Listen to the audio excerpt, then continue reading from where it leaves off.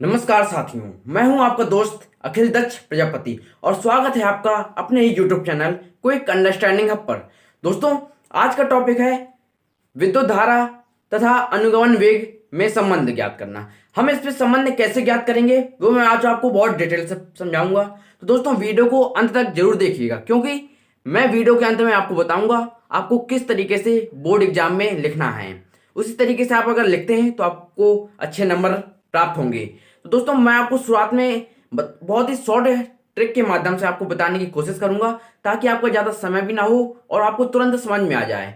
आप लास्ट वाला वीडियो देखेंगे तो आपको ऑटोमेटिक समझ में आ जाएगा, क्योंकि वीडियो के अंत में मैं आपको सिर्फ इतना ही बताऊंगा आपको किस तरीके से लिखना है। और मैं अभी आपको बताऊंगा कि ट्रिक कैसी होती है समझने की। बहुत आसान से 2 मिनट आपको लगेंगे समझने में। देखिएगा, क्या है विद्युत धारा।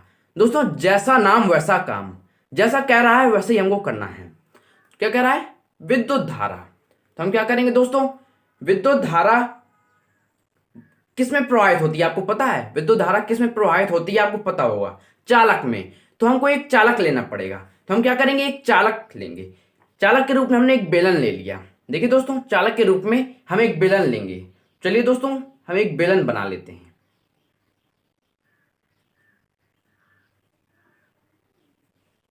चालक के रूप में हमने एक बेलन बना लिया है। अब दोस्तों, इस बेलन की लंबाई कितनी होगी? बेलन की लंबाई एल होगी। बेलन की लंबाई एल होगी। ओके फ्रेंड्स, बेलन की लंबाई एल होगी। और दोस्तों, ये क्या है? जो इस तरह जो जिसमें मैं पेन खिंचा रहा हूं वो क्या है? अनुप्रस्थ काट का क्षेत्रफल।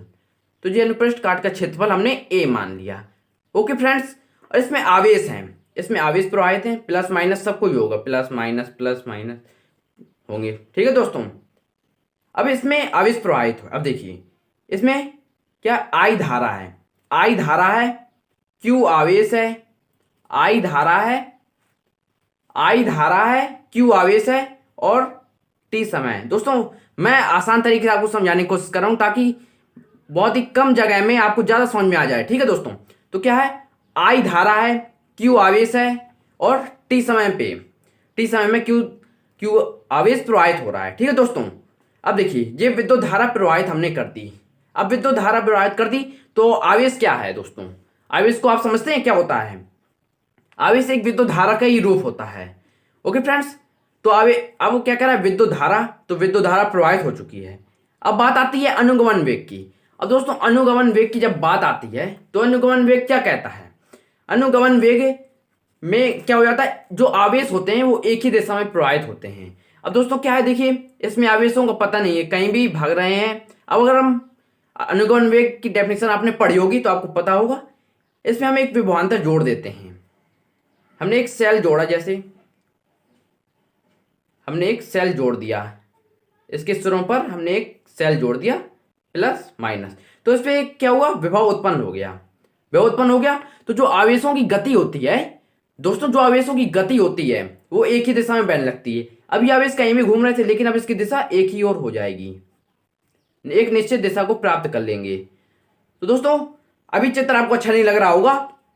वीडियो के अंदर मैं आपको एक एक चीज मैं बताऊंगा आपको किस तरीके से लिखना है, आप उसकी फिक्र ना करें। तो दोस्तों, आपको इतना समझ में आ गया होगा। अब दोस्तों, आप थोड़ा प्रतीक समझ लीजिए। मैं यहाँ पे कोई यूज करूंगा, जो बेलन है, जो बेलन है, बेलन पर इलेक्ट्रॉनों की संख्या को हम बेलन पर संपूर्ण जो इलेक्ट्रॉनों की संख्या होगी उसको हम एन से व्यक्त करेंगे। ओके फ्रेंड्स, उसको हम एन से व्यक्त करेंगे। और जो अनुप्रस्थ काट के क्षेत्रफल के में इलेक्ट्रॉन होंगे उसको हम स्मॉल एन से व्यक्त करेंगे। इतना आपको ध्यान रखना है। ओके फ्रेंड्स, आप भ्रमित ना हो जाएं, इसलिए मैं आपको बता रहा हूं। दोस्तों, मैंने यहाँ पर एक गलती की। जो यहाँ पर प्लस माइनस आवेश था, प्लस आवेश तो होता ही है, लेकिन दोस्तों यहाँ माइनस आवेश नहीं होता। क्यों नहीं होता है?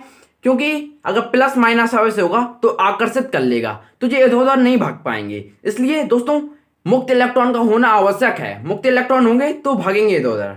तो जितने प्लस आवेश होंगे उतना ही मुक्त इलेक्ट्रॉन होंगे, माइनस आवेश नहीं होगा। जो मुझसे थोड़ा मिस्टेक हो गई दोस्तों, मुझे माफ कीजिएगा, मिस्टेक होगी मुझसे।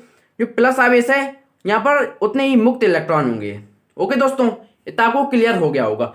और दोस्तों, जो एक निश्चित दिशा में गति करने लगेंगे, यानी कि वेग, इनका कोई वेग तो होगा जब गति कर रहे होंगे, तो उसे हम क्या कहेंगे? अनुगमन वेग कहेंगे। क्या कहेंगे दोस्तों? उसे हम अनुगमन वेग कहेंगे। ओके फ्रेंड्स, उसको हम वीडी से व्यक्त करेंगे। अनुगमन वेग को हम वीडी से व्यक्त करते हैं। अब दोस्तों बहुत ही आसान तरीके से हम समझने वाले हैं, तो चलिए समझते हैं बिना किसी देरी के। देखिए दोस्तों, आपने विद्युत धारा पढ़ी होगी। अगर विद्युत धारा आपने नहीं पढ़ी है तो इस वीडियो का लिंक आपको डिस्क्रिप्शन में मिल जाएगा, आप वहां से जाकर के देख सकते हैं विद्युत धारा क्या होती है। तो दोस्तों सिंपली विद्युत धारा क्या होती है, विद्युत धारा का फॉर्मूला होता है विद्युत धारा I बराबर Q अपॉन टी। यानी दोस्तों एकांक समय में जितना आवेश प्रवाहित होता है चालक में उसे हम विद्युत धारा कहते हैं। ओके फ्रेंड्स, बहुत ही आसान तरीके से मैंने ट्रिक के माध्यम से उसको भी पढ़ाया है, तो आप देख लीजिएगा। फिलहाल अभी आप ये वीडियो को देखिए। तो I बराबर क्या हो गया, Q अपॉन टी हो गया है। अब दोस्तों अगर मैं आपसे कहूं जब इसमें आवेश प्रवाहित हो रहा है, यानी कि जब आवेश चल रहा है तो जो कोई ना कोई दूरी तय करेगा, यानी कि जब वेग है, वेग से चल रहा है तो जो कोई ना कोई दूरी तय करेगा, हम उसी दूरी को निकालेंगे। कैसे हम निकालेंगे, हम कहते हैं टी समय में प्रत्येक इलेक्ट्रॉन द्वारा तय की गई दूरी कितनी होगी। यानी कि टी समय में कोई ना कोई समय लगेगा जब दूरी तय करेंगे। दोस्तों मैं लिख के मैं बाद में बताऊंगा, अभी बिल्कुल सटीक में सिर्फ लिख करके बाद में बताऊंगा, लेकिन अभी जल्दी की वजह से आपको जल्दी समझ में आए इसलिए मैं सिर्फ लिखूंगा। देखिएगा, टी समय में प्रत्येक इलेक्ट्रॉन द्वारा तय की गई दूरी कितनी होगी। जैसे हम दूरी निकालें, टी समय में इलेक्ट्रॉनों द्वारा तय, एक इलेक्ट्रॉन द्वारा, ओके फ्रेंड्स, एक इलेक्ट्रॉन द्वारा तय की गई दूरी कितनी होगी, तो क्या होगी, औसत वेग, क्या होगी, औसत वेग होगी गुणे समय। अब दोस्तों दूरी यहां कैसे निकलेगी, दूरी अगर उसका औसत वेग पता चल जाए और समय पता चल जाए तो उसका औसत वेग क्या है, जो इलेक्ट्रॉन है उनका वेग क्या है, वीडी है। वेग को हम वीडी से व्यक्त कर रहे हैं, अनुगमन वेग है औसत वेग, और समय कितना है, टी है। दोस्तों तो टी समय में प्रत्येक इलेक्ट्रॉन द्वारा तय की गई दूरी आ गई वीडी गुणे टी। ओके फ्रेंड्स, अब देखिए, अब दोस्तों हमने कैपिटल एन आपको बताया था। कैपिटल एन क्या है, बेलन में उपस्थित इलेक्ट्रॉनों की संख्या। एन क्या है, बेलन में उपस्थित इलेक्ट्रॉनों की संख्या। तो हम कैसे निकालेंगे, बेलन में उपस्थित इलेक्ट्रॉनों की संख्या एन है। तो मैं अभी आपको बता रहा हूं ना, लिख करके बाद में बताऊंगा, सिर्फ अभी मौखिक में बता रहा हूं, ठीक है। तो एन बराबर क्या हुआ, बेलन में इलेक्ट्रॉनों की संख्या बराबर क्या होगा, जो दोस्तों देखिए अनुप्रस्थ काट में उपस्थित इलेक्ट्रॉनों की संख्या है, तो उसको हम क्या करेंगे, एन गुणे बेलन का आयतन, बेलन का आयतन। दोस्तों अगर हमको बेलन में उपस्थित इलेक्ट्रॉनों की कुल संख्या निकालनी है तो उसके अनुप्रस्थ काट के क्षेत्रफल में उपस्थित इलेक्ट्रॉनों की संख्या गुणे बेलन का आयतन अगर निकल आए तो समझिए बेलन में इलेक्ट्रॉनों की संख्या निकल आई। दोस्तों कैसे निकलेगी, देखिए एन बराबर स्मॉल एन गुणे बेलन का आयतन क्या होगा, लंबाई गुणे चौड़ाई गुणे ऊंचाई, और दोस्तों क्षेत्रफल बराबर क्या होता है, लंबाई गुणे चौड़ाई, तो क्षेत्रफल लंबाई गुणे चौड़ाई हो गया। देखिए मैं आपको लिख करके अच्छे से बता रहा हूं, देखिए आयतन को v से व्यक्त करते हैं। ओके फ्रेंड्स, तो क्या हो गया, v बराबर लंबाई गुणे चौड़ाई गुणे ऊंचाई या लंबाई या दूरी, एक ही कह सकते हैं। दोस्तों लंबाई गुणे चौड़ाई को हम क्या लिख सकते हैं, क्षेत्रफल, तो क्षेत्रफल बराबर लंबाई गुणे चौड़ाई होता है। अब l क्या है, दूरी है। ओके फ्रेंड्स, अब देखिएगा यहां पर बेलन का आयतन क्या आ गया, क्षेत्रफल गुणे, अब दूरी, क्षेत्रफल गुणे दूरी, एल हमको चाहिए दूरी। अब देखिए दूरी यहां से हमने निकाली थी, दूरी हम क्या निकाली, वीडी गुणे टी। तो सिंपली क्या आ गया, वीडी गुणे टी। कितना सिंपल है दोस्तों, कोई चीज कठिन नहीं है। एन गुणे ए गुणे वीडी गुणे टी आ चुका है। अब देखिए एन हमने क्या, बेलन में उपस्थित इलेक्ट्रॉनों की संख्या निकाल ली है। अब दोस्तों हमने आपको पढ़ाया था धारा बराबर क्या होता है, विद्युत धारा बराबर Q अपॉन टी, आवेश प्रवाहित होने की दर। हाँ कई परिभाषा इसकी हो सकती हैं, बस हमारे पास दिमाग होना चाहिए। क्या, I बराबर, इसका फॉर्मूला क्या था, I बराबर Q अपॉन टी। अब दोस्तों Q बराबर, अब देखिए यहां दोस्तों आप थोड़ा देखिए,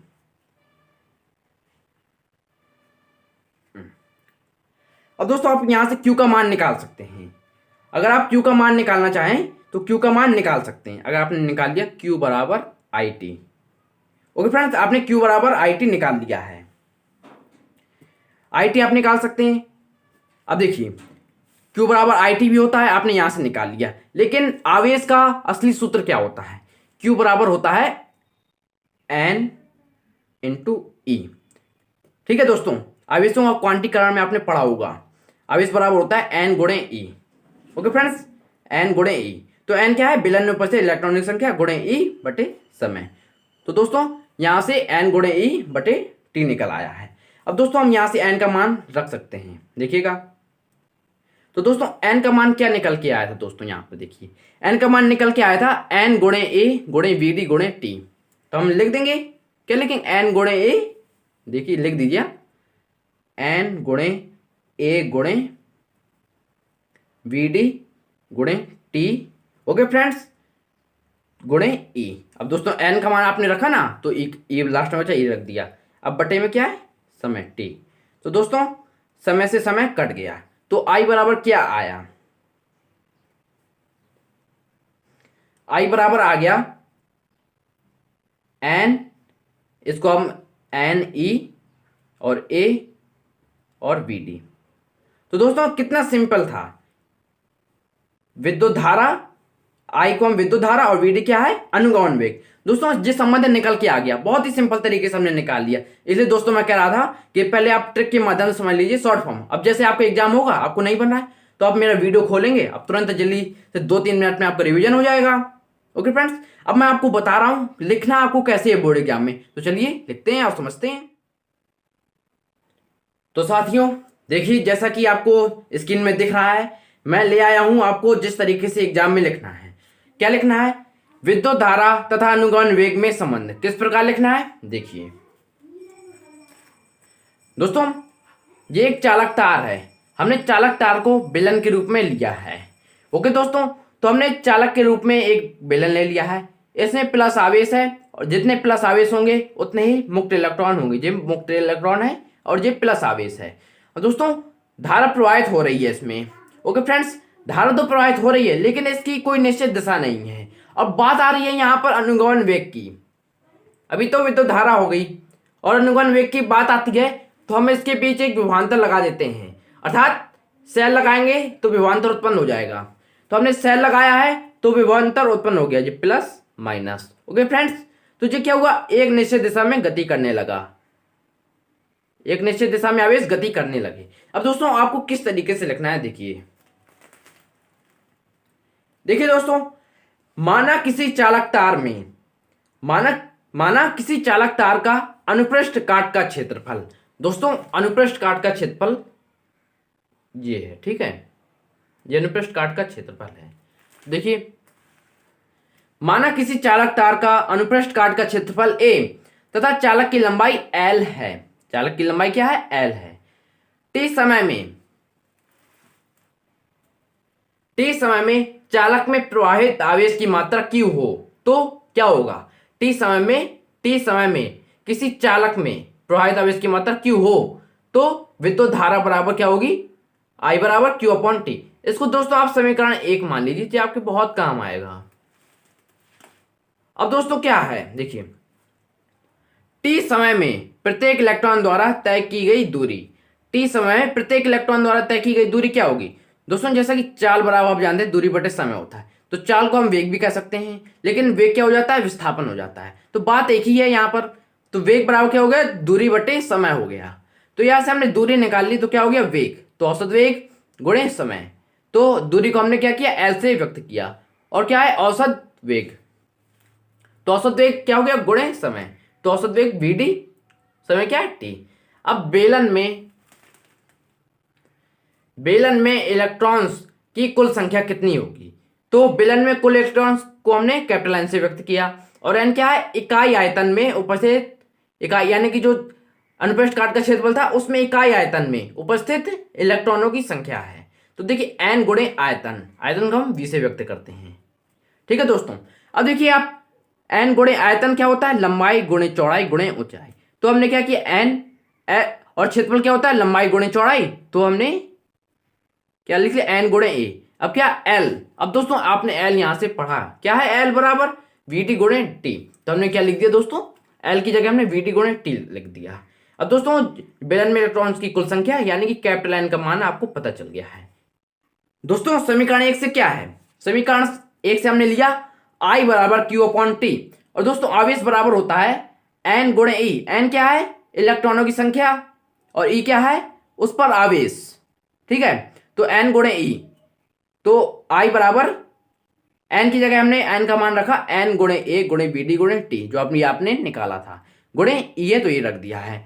अब बटे T, अब दोस्तों T से T कैंसिल हो गया दोस्तों, T से T कैंसिल हो गया, तो I बराबर क्या दोस्तों आया N E A B D। तो दोस्तों ये धारा, विद्युत धारा तथा अनुगमन वेग में संबंध आ चुका है, बहुत ही सिंपल तरीके से दोस्तों आगे चुका है। दोस्तों उम्मीद करता हूं आपको ये वीडियो पसंद आया होगा। अगर वीडियो पसंद आया हो तो वीडियो को लाइक शेयर और कमेंट जरूर कीजिएगा, और हो सके तो अगर आपको वीडियो, अगर आपके हेल्पफुल आपको लग रहा हो, जो वीडियो हेल्पफुल है, तो सब्सक्राइब भी कर लीजिएगा और बेल आइकन को जरूर दबाइएगा ताकि अगली वीडियो का नोटिफिकेशन आपको मिल जाए। दोस्तों एक बात और आपको मैं बताऊं, आप क्लास 9th से लेकर के 12th तक किसी भी टॉपिक पर अगर आप कंफ्यूज हैं तो आप कमेंट में बता सकते हैं, आपको उसका वीडियो 1 घंटे के अंदर जरूर मिलेगा। तो दोस्तों अब मिलते हैं अगली वीडियो में, जब तक के लिए जय हिंद जय भारत।